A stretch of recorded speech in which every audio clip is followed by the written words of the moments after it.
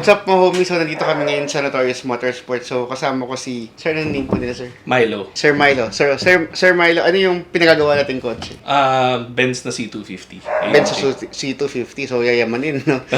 So, anong ginawa natin sa kotse na, boss? So, full exhaust, tapos headers. Full exhaust tsaka headers. Tiga saan kayo, sir? Las Piñas. Las Piñas, okay. So, anong in-expect nyo magiging tunog, sir? Tunog matapang. Tunog matapang. Medyo maingay siya.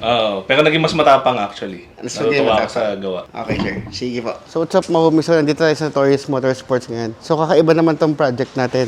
Meron tayong Challenger at meron naman tayo ngayon C250 na AMG. So, mga Mercedes-Benz, huwag kayong matakot dito magpagawa. Dahil dito, siguradong hindi kayo mag-check engine. So, ito yung ginawa natin.